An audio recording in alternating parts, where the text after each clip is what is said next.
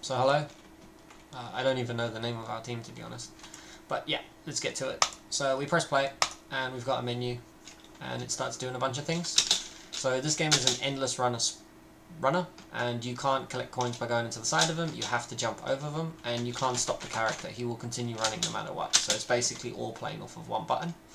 The ground that you see before you is somewhat randomly generated, and I'll go into how it's randomly generated into a second.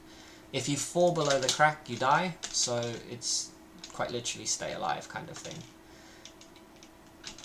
So I'll just play through one more version of the game, maybe get a little bit further. This game should get a bit better once we introduce our flying mechanic, and we need to do some kind of stamina drain too, so we know we can jump further, and I think it would make it more funner, if that's a word.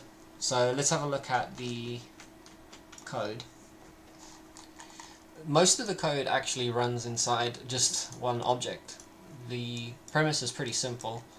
You store a bunch of arrays so we can control what spawns, and you can make it as random as we want. We then create a bunch of integers and lengths and array lengths, which we use later. The next step is to make an order, and the order we made was so that this spawns after this, and what this does is it just spawns the beginning of the node of the next section. So this is an actor, and we spawn one of these, and once you hit a collision box, it spawns another one of these based on some vector math.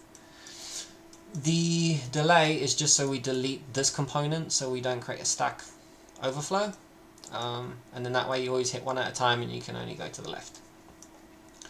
The floor spawning system is a little bit more convoluted, and what it does is it allows us to control what spawns and where it spawns. So the X value, basically this project is I just wanted to spawn everything on one axis because it's so much easier to do than trying to spawn on 3 axes all the time. So yeah, there's 2 different ways it can spawn at the moment. It can spawn a floor or it can spawn a giant wall. And if it is a giant floating wall thing, it creates a bit more of a distance, and this is where we start having some fun, because this tally is a public variable, or at least it should be. And then what the idea is to take it to the state so we can just create wider and wider gaps, so we're going to have to be really cautious on your flying.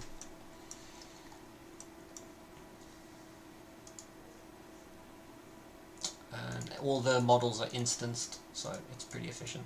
So, all good.